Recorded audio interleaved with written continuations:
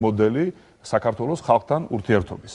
რომ ესე იგი ჩვენ კი არ ვართ უჭკუები და ლაჩრები, ჩვენ კი არ ჩაგვითრევია ხალხი ომში და ჩვენ კი არ წაგვიგია ეს ომი, თითქოს რაღაც ესე იგი ზღაპრებს გვიყვებიან აქ. არამედ აი რუსეთს უნდა ჩვენი ხელისუფლების ცვლილება. აი ესეთი მოდელი, რომელსაც დღეს ჩვენ საზოგადოებას თავაზობს ეს ხელისუფლება. ეს არის ეს შედეგს არ მოიტანს, ჩემო, ეს შედეგს არ მოიტანს ეს ხელისუფლება, რომელმაც წააგო ომი, რომელმაც დაკარგა ჩვენი ტერიტორიები.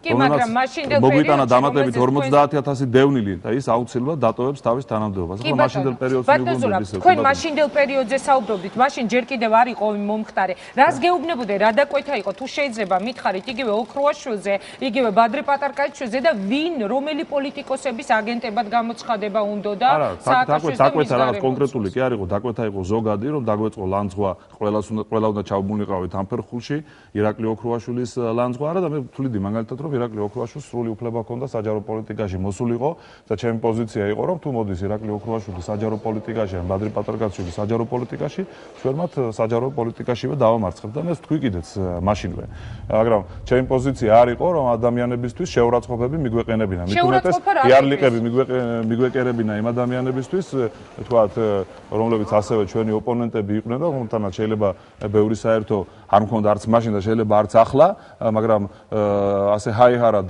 მათთვის რუსეთის აგენტის იარლიყის მიკერება ნამდვილად არ იყო ჩემი სურვილი. აი ვიზეც იყო მაშინ საუბარი ანუ ვინც იყო იმ 7 ნოემბრის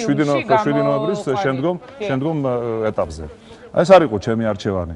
მე ამ ფასად პრემიერ-მინისტრობის შენარჩუნება არ მინდოდა ნამდვილად. აი ეს არის რაც მოხდა მაშინ ეს ყველა მაგრამ რა უყოთ იგივე იმ განცხადებას რომელიც გააკეთა პრეზიდენტმა მე ისევ მინდა ასეთი კითხვა დაგისვა თქვენ ამბობთ რომ მე არ მიშოვიაო ფულიო თანამდებობაზე ყოფნის დროს მაგრამ ზურაბ ნოღაიდელი ბიზნესში იყო ძალიან ცოტა ხანი ძალიან დიდი ხნის განმავლობაში თქვენ იყავით ფინანსთა მინისტრის შევარდნაძის დროს შემდეგ სააკაშვილის დროს შემდეგ ზურაბ ჟვანიას დაღუპვის შემდეგ უკვე პრემიერ-მინისტრი როდესაც პრეზიდენტი გამოდის და ამბობს ფიქრობ თუ არა რომ შესაძლებელია მას კონდეს რაიმე მტკიცებულება რომ აი თქვენ სწორედ თანამდებობაზე ყოფნისას იშოვეთ ფული მე ამას წინათ კითხეთ თქვენ ჩვენს გადაცემაში მტკიცებულება ინგადა თქვენ ფიქრობთ რომ ამ მტკიცებულებას არ იყენებს აქამდე არ ვიცი მე ვფიქრობ რომ როდესაც პრეზიდენტი გამოდის და პირდაპირ ეთერში ასეთ განცხადებას აკეთებს მან ალბათ უნდა იცოდეს რომ ეს კითხვა გაჩნდება ბუნებრივი ალბათ უნდა იცოდეს ამიტომაც გეუბნებით რომ ეს იყო ისტერიული განცხადება ეს არ იყო მოფიქრებული განცხადება აქ არ ჩანდა არაფერი ჭკუა აქ ჩანდა მხოლოდ და მხოლოდ ემოცია ამის შემდეგ ამას არანაირი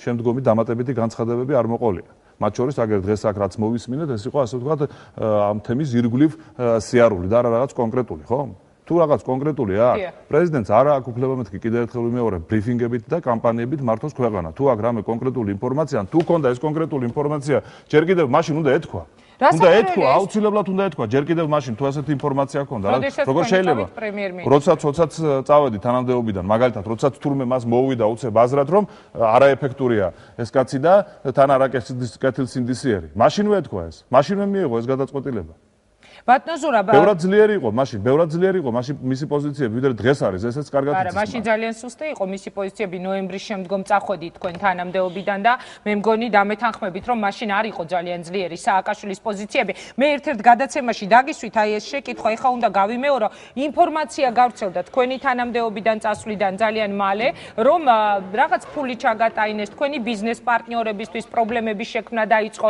დაჭერები დაიწყო ფულის წართმევა დაიწყო და სწორედ ამიტომ გამოვიდა ზურაბ ნოღაიდელიო პოლიტიკაში მე არაერთხელ მომისმენია მათი მხრიდან რომ ეხლა უნდა საკუთარი ქონების შენარჩუნება მან თქვა რომ თქვენ აფინანსებთ პოლიტიკურ პარტიებს თქვენ აფინანსებთ ოპოზიციას ჯით პირველ კითხვას უპასუხოთ ხო ასეთი რამ არ ყოფილა არც ჩემს და არც თქვათ ჩემი პარტნიორების ბიზნესს ყოველთვის იმ პერიოდის განმავლობაში არავინ არ შეხებია და ამას ვერც ვერავინ ვერ გამიბედავდა. თუმცა კაპიტალთან მიმართებაში შემდეგ რაც მოხდა რაღაც პრობლემები ესეც თქვენთან იკავშირდება. ვერავინ ამას ვერ გამიბედავდა, ამას პირდაპირ გეუბნებით. რა შეიძლება ვერ გამიბედავდა, იმიტომ არ ვარ პატარა ბავშვი. არა, პატარები არავინ არ არიან.